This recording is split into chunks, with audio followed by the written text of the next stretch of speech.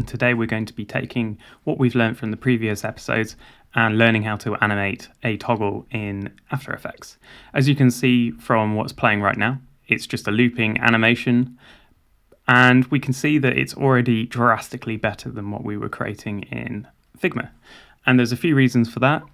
The main one being that After Effects is a motion design software, whereas Figma is a design tool which has some prototyping capabilities that are pretty amazing, but nothing really beats actual motion design in After Effects when creating animations. As we can see, we've got these really smooth keyframes animating our toggle handle, and we can make it really have that nice liquid effect, and we have full control over exactly when our color changes, as well as the shape of our handle. And we also have access to things like these curves here, which we did have some basic controls in Figma if we just quickly hop back in, but we were doing it in these keyframes like this, and we were kind of hacking it in a way using a after delay of 1 millisecond so that it would automatically move to the next frame. And then we were using the smart animation tool, which is absolutely amazing. Don't get me wrong, Figma have done an excellent job here, but this is essentially just going to get you a half decent prototype at the end, which I'll just quickly play. Whereas what we can make in After Effects is super high polished. Yeah, so here we go. That one didn't load. Let's just load up this one real quick. Sorry about that.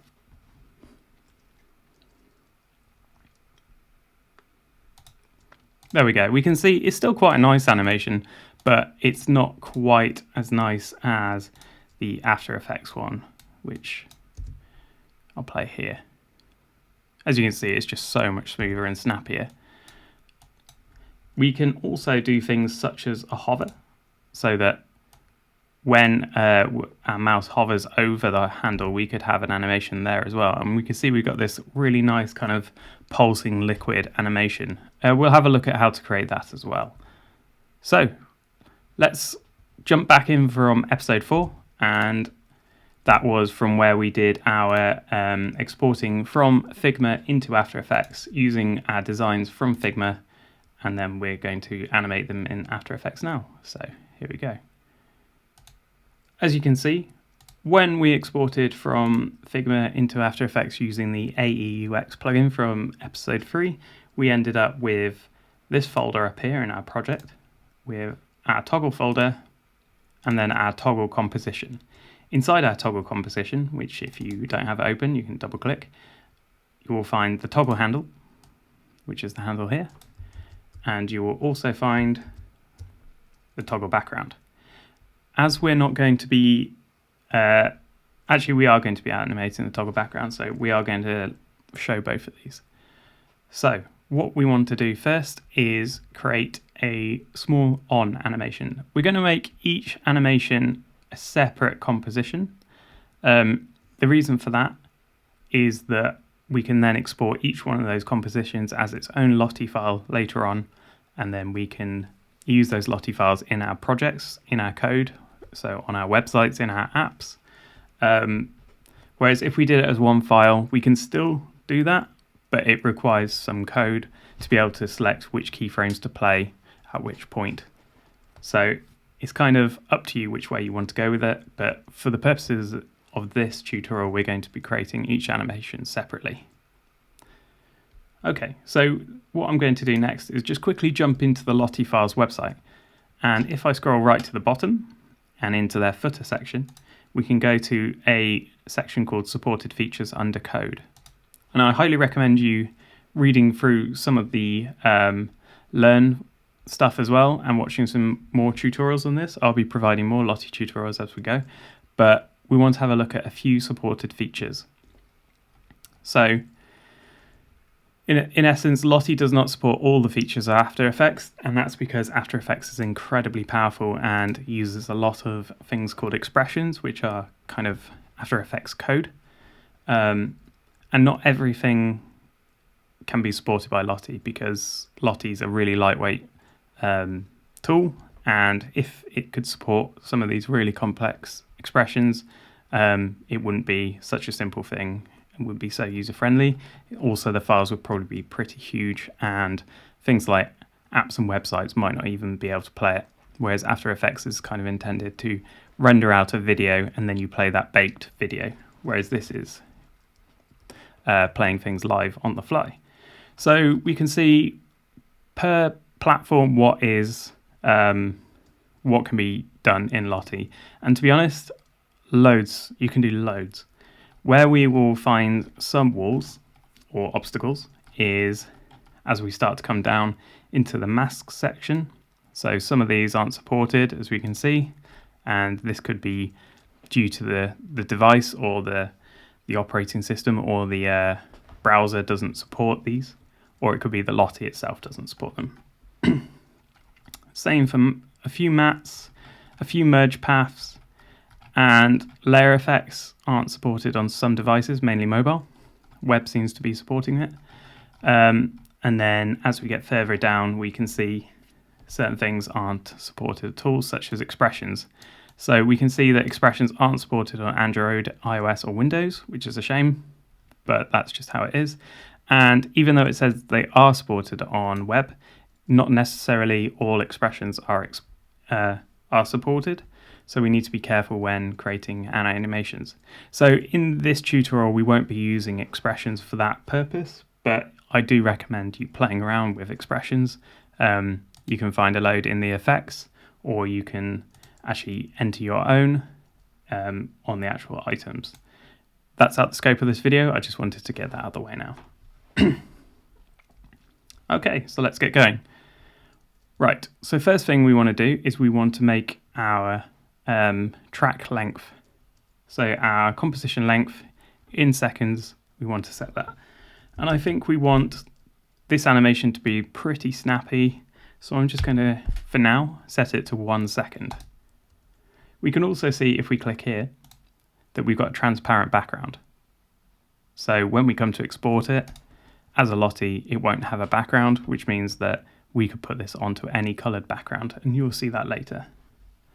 Okay, so next we want to go into our toggle handle, expand it by clicking this drop-down arrow, and go into our transform, and we want to turn on our position keyframe. So as we can see in the timeline, we are set at 0, and we now have a keyframe at 0 seconds. The next thing I want to do is jump all the way to 1 second. Now it doesn't always let you drag the, totally forgotten what this thing's called, but I'm going to call it a slider, to the full length. So what we're going to do is we're going to add another keyframe, which you can do by clicking here, and then I'm just going to drag that keyframe right to the end. There we go. So now we've got our keyframes, but it's not actually doing anything. So what we need to do is we need to adjust this keyframe. So I'm just going to move that back quickly. And on the x-axis, we're going to move it over to the other side, like so. In fact, I'm just going to leave that there. So now as I scrub the timeline, you can see it moving. And we can press play, and we can actually see that's incredibly slow. So 1 second is obviously far too slow for this animation. We want it to be really snappy. So before we go and shorten it, my computer's going really slow, probably because I'm recording and using After Effects at the same time. I'm going to move this keyframe to half a second.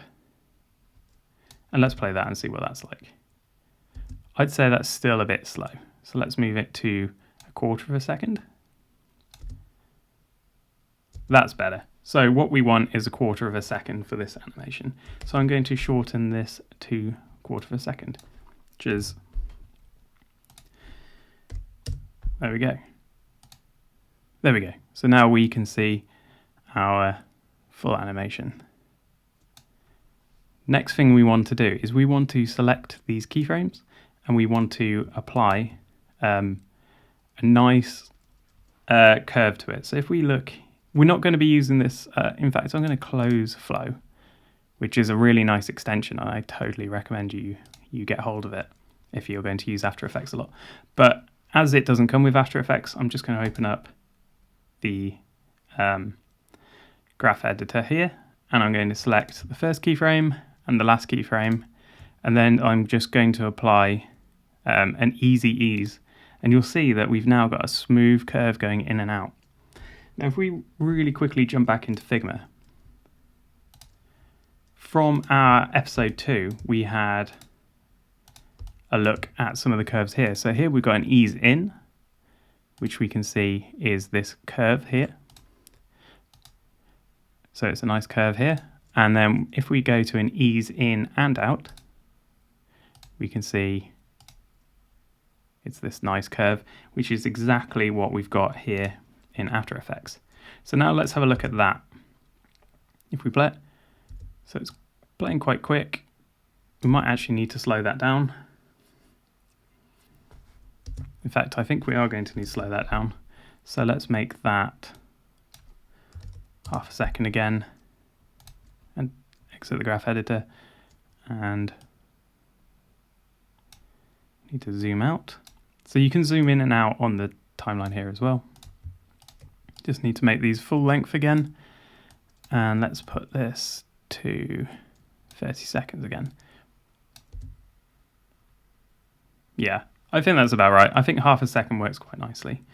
So if we quickly go back, grab our keyframes again, you don't need to do this, but I'll just demonstrate real quick. And we make it linear, so it's a straight line, and then we play it. We can see it just moves at a fixed rate across. I think this is called a playhead actually. And then if we apply that easy ease,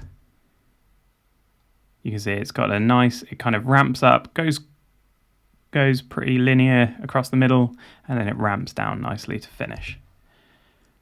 Cool. So we have now got our nice transition there. Okay, so let's exit that. What do we need to do next? Well, next we need to change the color of the background so that when it's in on, it is a different color. So let's have a look at that. If we go into expand our toggle, go into our contents, toggle background this time, and look for the fill, and the fill contains our color. And we have this stopwatch here, which means we can automate the color change and keyframes. So I'm going to apply it at 0 seconds so that we start with this gray, and then at the end, just going to pop back into Figma and find out what color we chose and just pull that in. Whoops. And we got a 7B61FF. And I am going to make sure you've moved, I'm going to call this a playhead. I can't remember what it's called, but I think it's called a playhead. I'm going to then drop it there, and we can see it automatically applies a keyframe because we've got our stopwatch on. Okay, and exit that. When my computer decides to wake up, there we go. And I'm going to move that keyframe there. So now we've got a color change as it turns on. Just move that one back. That's because I had both selected. Okay, so we've got a linear change as it goes across. But this isn't what we actually had in Figma. So when we designed this, you can see it's grey here, it's grey here, it's grey here, and then all of a sudden towards the end it turns purple. So to do that, all we need to do is add another keyframe just before the end so that we've still got that grey, and we can just copy and paste that. I'm pressing Command C and Command V because I'm on Mac, but it'd be Control C and Control V, and then we have the color change right at the end. So we got grey the whole way across, and then we got our color change. So as this is linear, we don't need to apply any curve to this portion of the animation. But between these two keyframes, as we've got a blend of colors, it might be nice to add some kind of ease. Let's just go for an easy ease for now. There we go, and you can see it's got this nice curve now.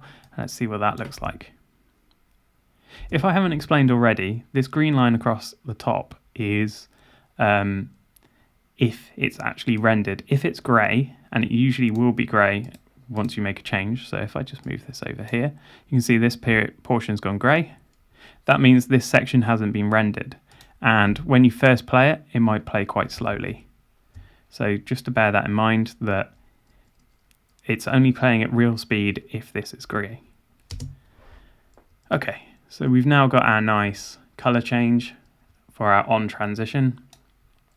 And I'm actually going to rename this composition on toggle, or toggle on. That way we know that this is our on animation. Okay. So the next thing we want to do is we actually want to manipulate the handle so that we've got a nice smooth animation. Okay, so now we're going to be editing our toggle handle and we're going to be manipulating the actual shape. So to do that, we need to first expand our toggle handle, go down to our ellipse path, right click and convert to Bezier path. This will then, you might not have been able to see that, but this now has given us some handles that we can actually manipulate. So inside our path, we need to actually turn on the stopwatch and make sure the, I've forgotten what it's called again. Make sure the stopwatch is, this is set to 0 and we turn on here. Okay, so at this point, we want it to be nice and round, and we also want it to be nice and round at the end. So I'm going to add another keyframe and just drag it to the end. And then somewhere along the middle, we want to actually squash and stretch it so that it kind of feels like it's got some movement. So we move it right to the middle, so right here at 15. We can then kind of manipulate this shape a bit. And I'm going to grab this end piece here, and I'm going to pull it way out like this, almost to the end. And I'm going to pull this handle down a little bit, just a little bit, and let's have a look what that looks like.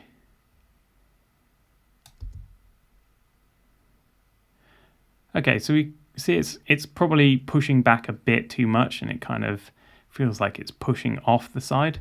So let's go back and edit that a bit. So let's pull this in a little bit, because obviously we went a bit too far. So that's nicer. So we now got a bit of a stretch as it's moving, as it's got its most velocity. And what I'm going to do is I'm just going to squash it a little bit so that, the theory I'm going with here is as it's kind of stretched out, it needs to go in a bit, otherwise we're adding material rather than manipulating it. So the idea being that if you had a ball of blue tack, for example, and you pulled it, you would see it get thinner as well as longer, not just longer. So let's pull this down a little bit and pull this one up just a tiny bit. And let's have a look at that. Yeah, that looks really nice. And you can just see After Effects doing a really good job of it smoothly adjusting through the keyframes. And you can really see the power of this tool over animating in Figma, for example. So I think I'm quite happy with that. I like that. But what happens when we get to this end is the handle's kind of hitting up against the edge. So really it should kind of squash and deform a little bit as it hits the side, like a ball would if you threw it against the wall. So let's have a look at doing that. So at this point, I'm just going to copy the end state keyframe even, and just paste it maybe a little bit further back here. Yeah. and I am going to just squash it as if it had hit the wall a bit. I'm also going to actually... No, I'm not. No, we're just going to manipulate the path for now. So as it's being squashed, we also expect it to rise up a little bit.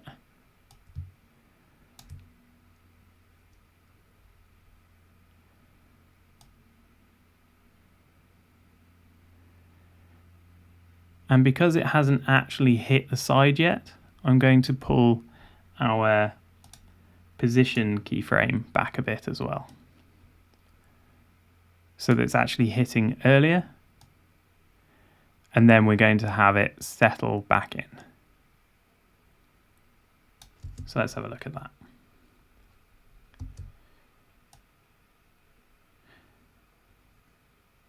There we go. So that's quite nice. It's not actually reaching quite to the end, so I'm just going to extend this just a little bit. So we've got a little bit more to play with. There we go. Just pull these out so they don't go invisible. Right, let's have a look at that. Yeah, so we can see it's got a nice squash at the end. Okay, so as we've got a lot of movement going on here, we probably want to add some nice curves to that. So I'm going to go in and select those keyframes, and I'm going to give them an easy ease. Just make sure I've got all of them. There we go. And let's have a look what that looks like. There we go, so it's nice and smooth.